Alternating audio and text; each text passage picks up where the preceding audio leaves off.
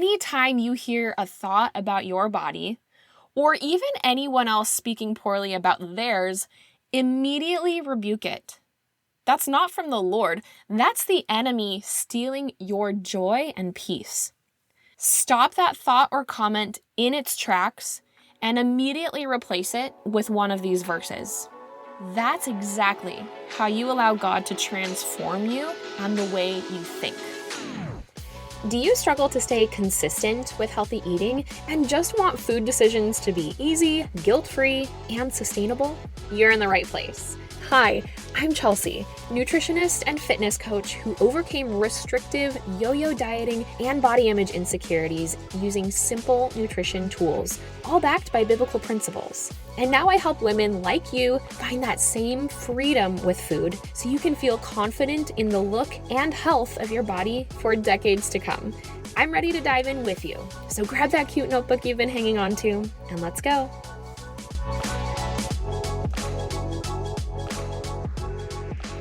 In case you missed it, exactly 1 week ago from today, I hosted the Food Freedom Formula virtual workshop, which was a massive success. The goal was to pack a ton of value into an hour about eating healthy consistently, giving you my best tips and tricks to make it simple for longevity, and that's exactly what went down. I low-key get emotional thinking about it because, truthfully, I was nervous it would be a flop. But the feedback I continue to receive from those who attended live says it accomplished my prayer. So, because I know not everyone can tune in for a workshop in the middle of a weekday, I've made the recording available for 1 week, which ends today.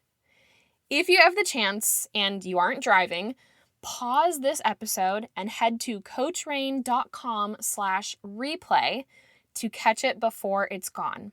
That's coachrain.com/replay to watch the free workshop right now, which I've actually been told should have a fee to access in the future. That's how much value I'm handing out.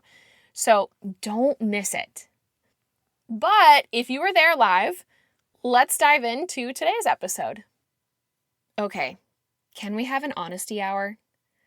I don't know who needs this message today, and maybe it's me, but I felt the nudge to address it, so here I am.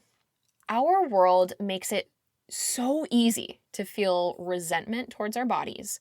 I mean, simply looking in the mirror can be the most discouraging part of our day, and what a shame that is. Because that is often part of the morning routine, so then we are starting our day with discouragement and resentment towards something that we then bring with us for the rest of the day.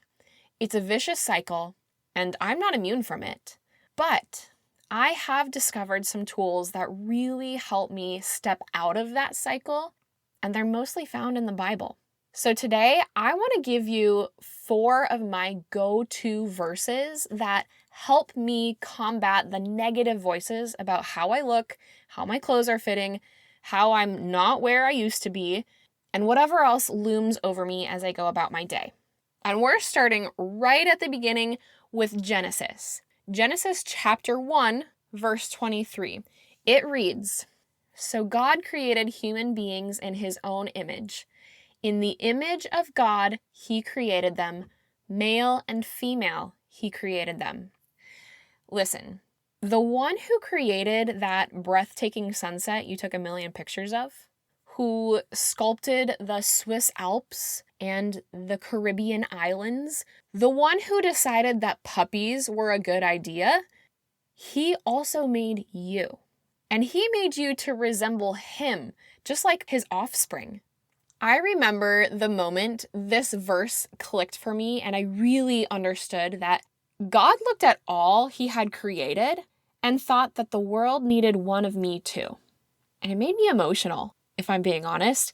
I had never felt more important or worthy, like a prized piece of art by the greatest artist ever known. And I don't think it's any accident that this is part of the creation story right at the beginning of the Bible. It sort of says to me, first things first, Chelsea. Know whose you are.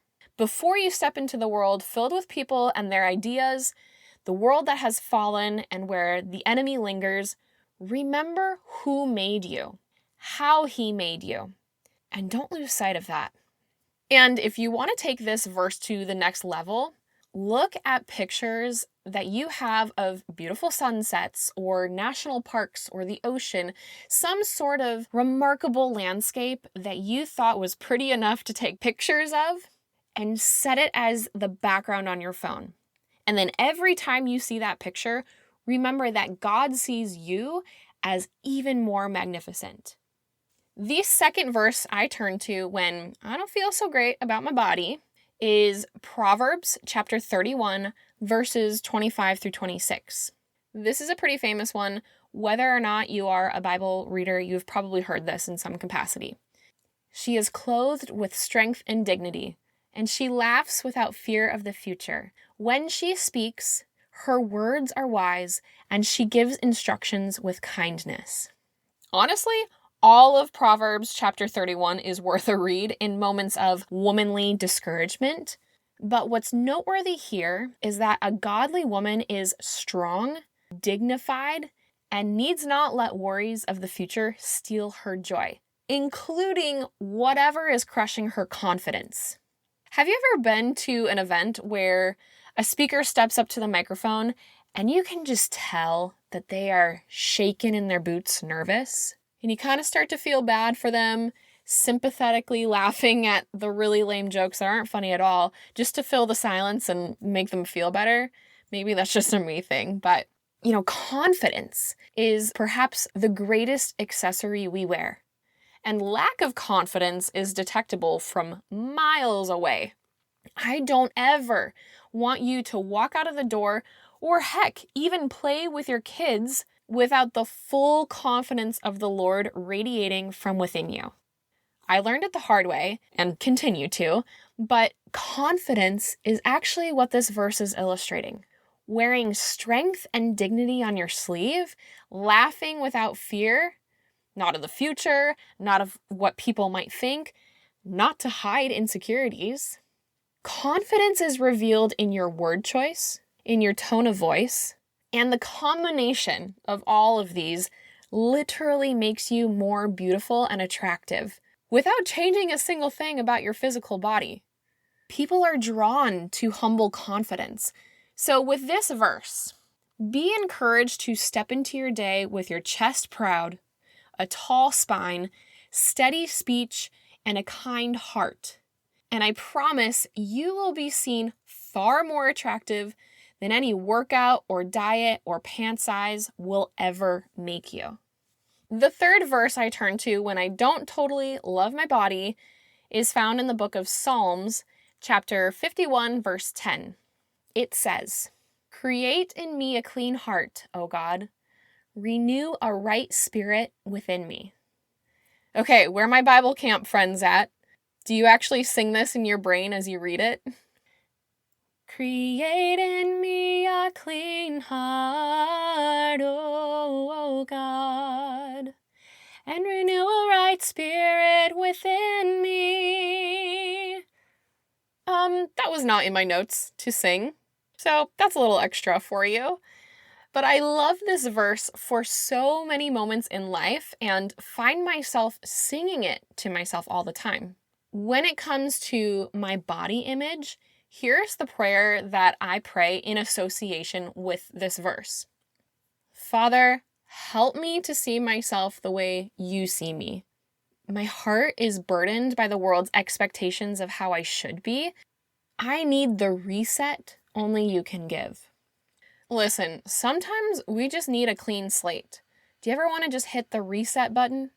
Hit the reset button on all of those negative thoughts, the failed attempts to change, the expectations I have put on myself from the influences around me. Take it all away and come back to that Genesis verse, back at the beginning, and even soften my heart towards myself. Golly, we can be our own harshest critics sometimes, can't we? Try saying out loud the thoughts you have about your body. Actually listen to them, hear them out loud. How detestable are they? Would you ever say those things to your girlfriend? To your mother? To your daughter? It's heartbreaking to me. So sometimes the thing I need most is a clean heart, a renewed spirit, a clean slate to be filled up with the good, godly stuff. And if you want to look up that camp song, I think it's literally called Create in Me a Clean Heart. Our creativity didn't really shine with song titles at camp. It was all going into tie-dye shirts and friendship bracelets. Anyway, I digress. And the fourth verse I fill my mind with, whenever I don't love my body, is Romans chapter 12, verse 2. This is one of my absolute favorite committed to memory verses. It says, "Don't copy the behavior and customs of this world, but let God transform you into a new person by changing the way you think. Then you will learn to know God's will for you, which is good and pleasing and perfect." Everything around us informs our ideas about how we should be. Characters on TV shows and in movies, music lyrics and videos, even total strangers on social media. But allowing God to step in and shift your mindset takes the pressure off. You just have to let him. This is similar to the Psalms verse about a clean heart and renewed spirit, but it's giving God the chance to literally transform you from the inside out. And it starts in your brain with your thoughts, especially with those degrading thoughts about the vessel God gave you to do life in. The promise in this verse is that once you let God do that transformative work in you, his will for you will be revealed. And spoiler, it's the perfect plan that you definitely want to be clued in on. The key is, we can't continue to do things the world's way. This is actually the basis for my entire nutrition coaching program. What has doing things the world's way done for you thus far? Would trying things God's way be worth the chance? Everywhere throughout Scripture, it shows God, the people God calls, and Jesus himself doing things counterculturally. It baffles everyone in sight, but the outcome is always far better than sticking to the status quo. So here's my encouragement to you. Anytime you hear a thought about your body that is anything less than complete admiration and gratitude, or even anyone else speaking poorly about theirs, immediately rebuke it. That's not from the Lord. That's the enemy stealing your joy and peace. Stop that thought or comment in its tracks and immediately replace it with one of these verses. That's exactly how you allow God to transform you and the way you think.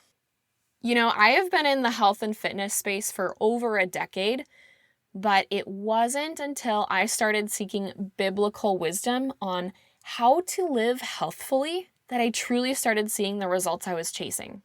Funny how that always seems to be the case once we actually start doing things God's way. So a quick recap, the 4 main verses that I turn to when I don't love my body are Genesis chapter 1, verse 23, Proverbs chapter 31, the whole chapter, but specifically verses 25 and 26, Psalms chapter 51, verse 10, which is also a song, and Romans chapter 12, verse 2, the foundation of my entire nutrition coaching career. And if you could use even more encouragement paired with the tacticals of how to eat healthfully, sustainably, the way the Lord intended, join me in The Sustainable Way, my one-on-one nutrition coaching program. It's the product of my entire life's journey with food and my relationship with my body, and has since helped hundreds of women find freedom with both as well.